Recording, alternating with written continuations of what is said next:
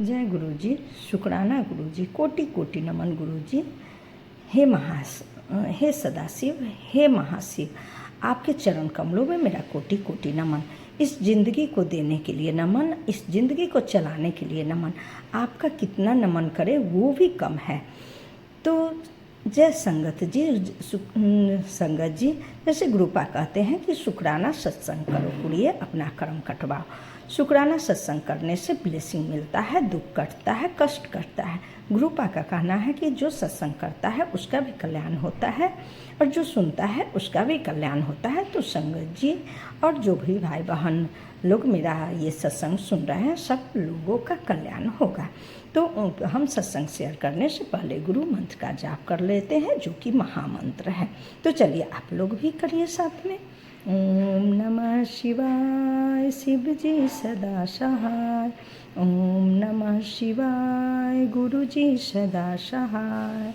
तो जय संगत जी, गुरुपा का हम लख लख शुक्राना करते हैं, क्योंकि गुरुपा ने हमें इस काबिल बनाया कि हम उनका शुक्राना कर सके।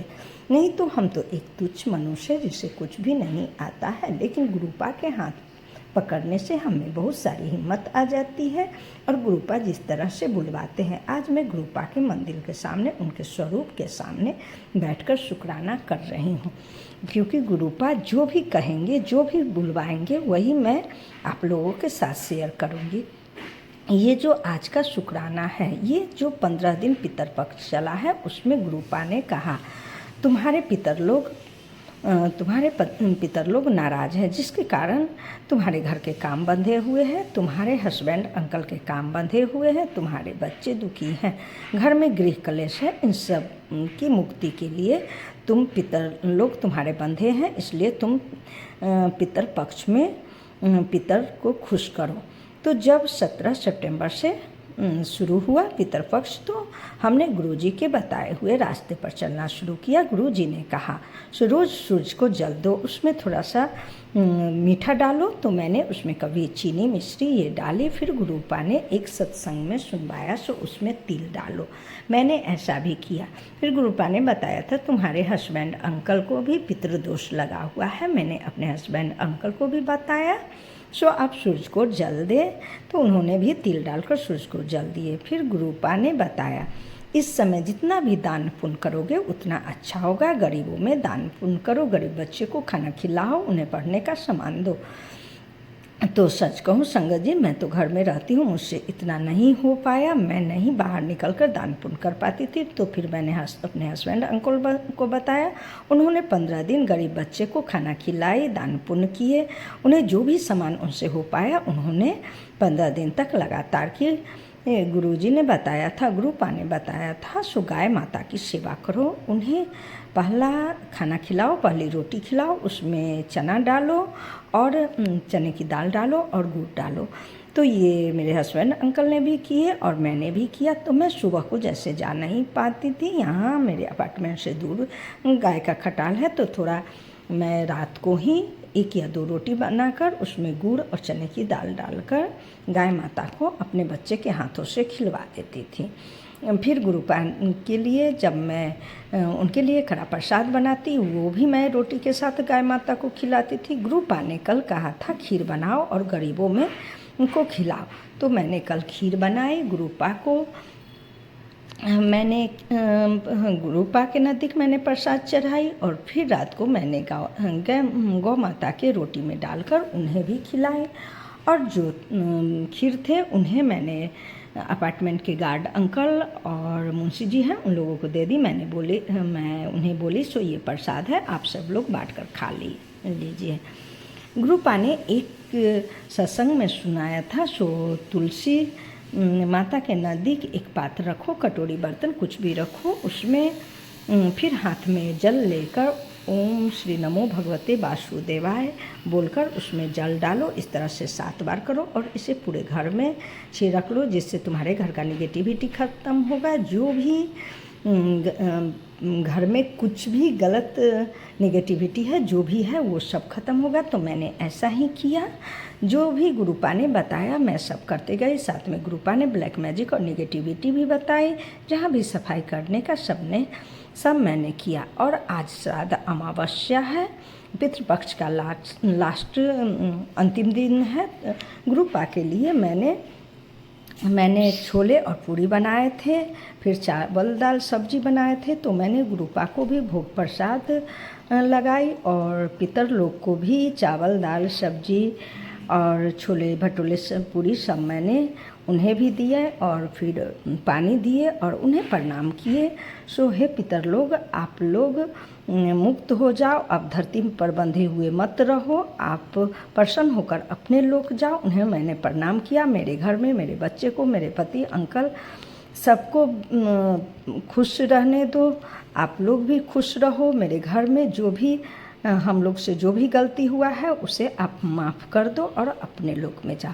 हे गुरुपा, आप भी मेरे पितर लोग को मुक्त करिए, वो जो बंधे हुए हैं उन्हें मुक्त कर दीजिए, उन्हें खुश करिए, हम लोगों से जो भी गलती हुआ है माफ़ करिए।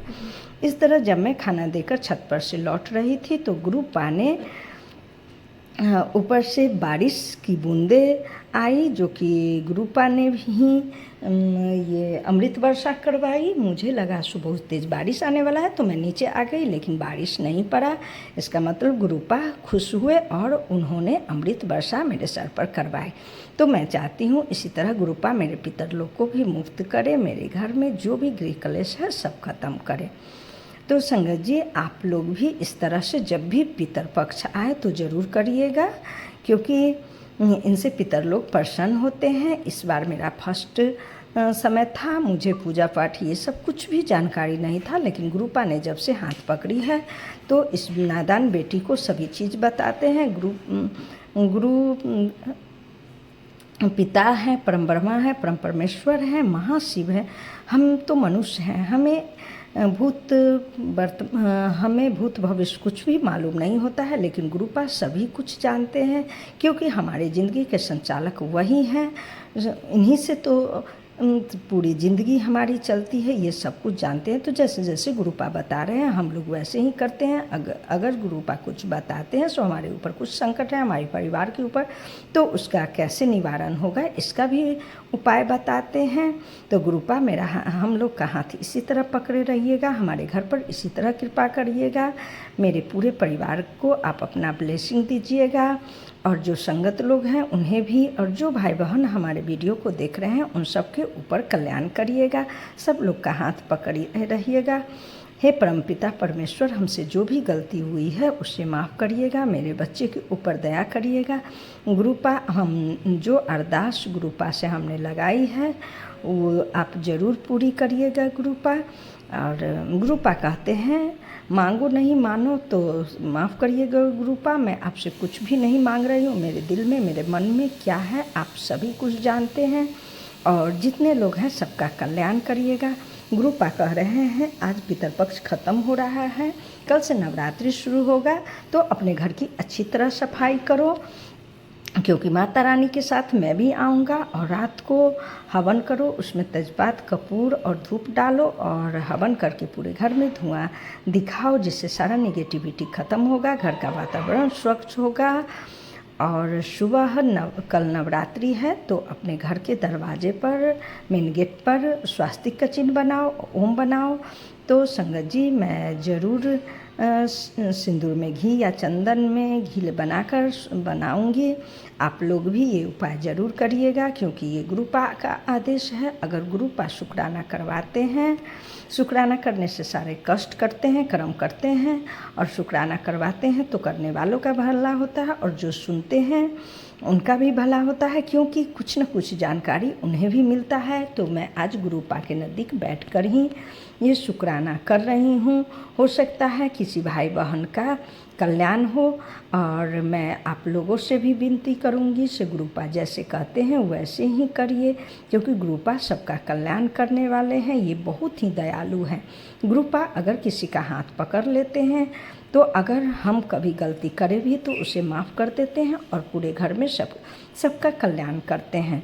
जब से गुरुपा ने हमारी हाथ पकड़ी है, अब मैं सब कष्टों से मुक्त हो रही हूँ, और मुझे उम्मीद ही नहीं, मुझे विश्वास है गुरुपा ज़रूर मेरे घर पर सबका कल्याण करेंगे।